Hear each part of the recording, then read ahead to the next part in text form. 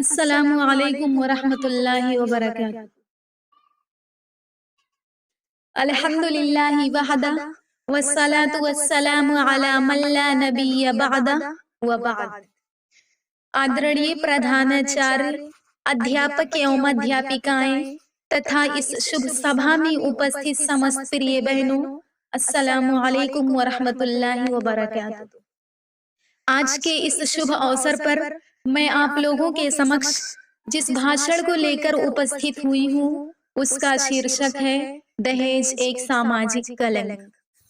जहेज देते हैं शादी में लड़कियों को लोग, जहेज देते हैं शादी में लड़कियों को लोग, हो बदनसीब तो किस्मत कोई नहीं देता। अल्लाह ने अपने पवित्र कुरान में फरमाया, इन्नल मुबज़्ज़िरीन कानु इख्वान शयातीन व कान शैतानु लिरब्बिही कफूरा। निस्संदेह अपव्यय करने वाले शैतान के भाई हैं और शैतान अपने पालनहार का अकृतज्ञ है। दहेज एक सामाजिक कलंक है।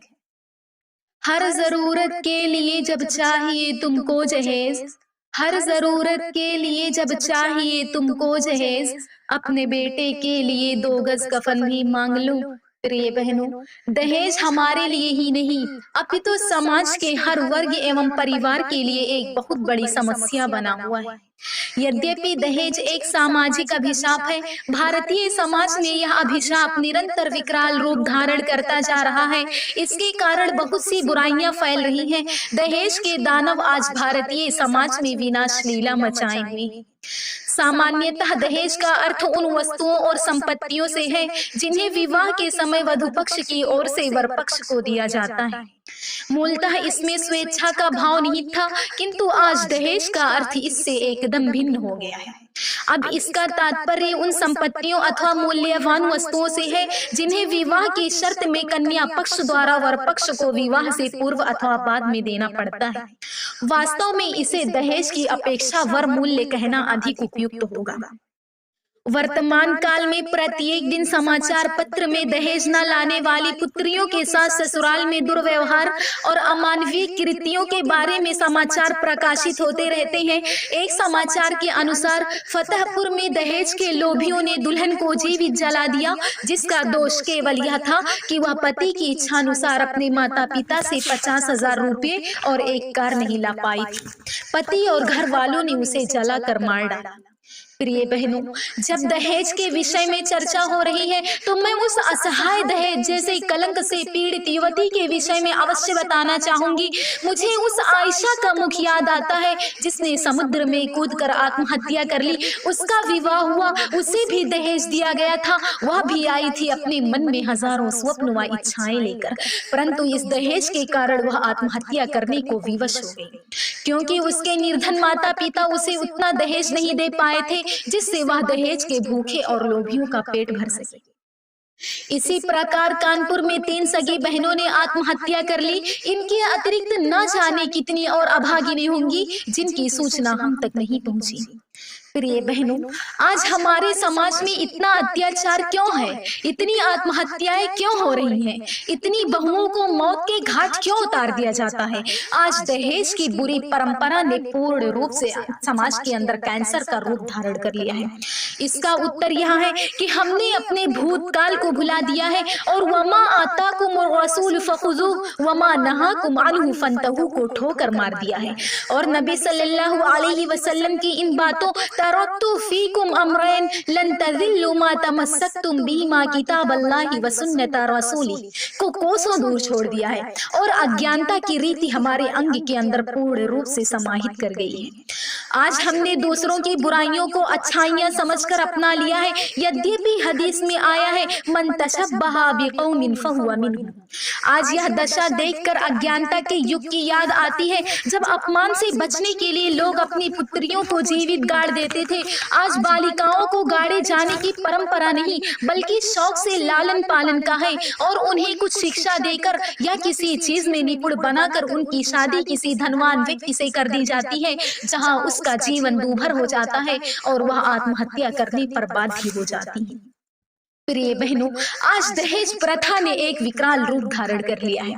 इस कुप्रथा के कारण मनुष्य की धन लोलुपता भी बढ़ती जा रही है। दिखावे के लिए अपव्यय करता है, दिखावे के लिए बड़े बड़े विवाह घर बुक किए जाते हैं। इसी कारण प्रेम और सद्भाव पर धन पाने की लोलुपता की वृद्धि होने लगी है। दहेज रूपी इन भेड़ियों के समक्ष लड़की की शिक्षा, सुंदरता, स्वभाव और आचरण कोई महत्व नहीं रखता। लोग दहेज के भूखे रहते हैं, जबकि नबी सल्लल्लाहु अलैहि वसल्लम ने कहा, इन्ना आज़मन निकाही बरकतन ऐसरुहु मऊना, कि विवाह सबसे अच्छा वह है जिसमें कम व्यय हो।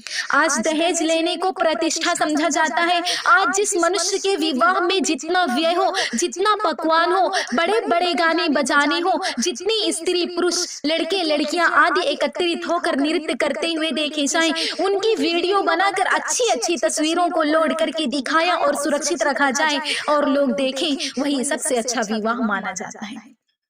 इस कुप्रथा से तंग आकर निर्धन माता पिता अपनी योग्य कन्याओं को पैसे वाली अयोग्य वरों को सौंप देते हैं।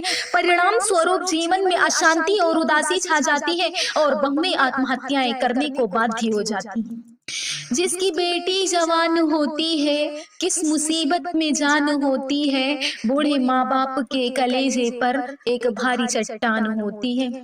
आज लोग कहते हैं कि बेटी को कैसे खाली हाथ भेजा जाए, कुछ तो होना ही चाहिए, कार, मोटरसाइकिल, स्कूटर आदि, जबकि इस्लाम में इसका कोई सबूत है ही नहीं। नबी सल्लल्लाहु अलैहि वसल्लम ने भी अपनी पुत्रियों का विवाह किया, वो भी 4 पुत्रियों का विवाह किया, मगर दहेज नहीं दिया। और इसी प्रकार सहाबा लोगों से भी इसका कोई प्रमाण नहीं मिलता। प्रिय बहनों, दहेज नामक कलंक और कुरीति से हम सभी भली भांति परिचित हैं। हम इससे होने वाली हानियों और इसके परिणाम से भी परिचित हैं। हम सब कुछ जानते हैं, परंतु हम अपने लोग के आगे असहाय और विवश हैं, क्योंकि हमने धन दौलत को सर्वोपरि रख दिया है। हम धन के लोभ में इतने अंधे हो गए हैं कि हम इसका विरोध नहीं कर पाते। मुसलमानों, जागो, कब तक समाचारों को पढ़कर आत्महत्याओं को देखते रहोगे? जागो, इस कुप्रथा का अंत कर दो और बतला दो कि मुसलमान नाम है निर्धनों की सहायता करना, मुसलमान नाम है दूसरों की प्रतिष्ठा को अपनी प्रतिष्ठा समझना और उसका बचाव करना, मुसलमान नाम है मार्ग से कांटे हटाने का।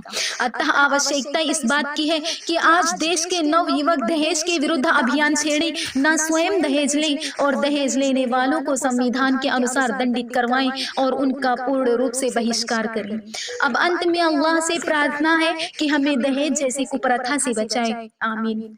मिल्लत के नौजवान से है मेरी यह अपील, मिल्लत के नौजवान से है मेरी यह अपील, बन जाओ अपनी शादी में खुददार खुद कफील। आओ मिटाए मिलके ये लानत जहेज की, आओ मिटाए मिलके ये लानत जहेज की, इंसान बिक रहा है बदौलत जहेज की। कैसे किसी गरीब की बेटी बने दुल्हन, कैसे किसी गरीब की बेटी बने दुल्हन, रिश्ते तलाश करते हैं जागीर देखकर। अस्सलामु अलैकुम।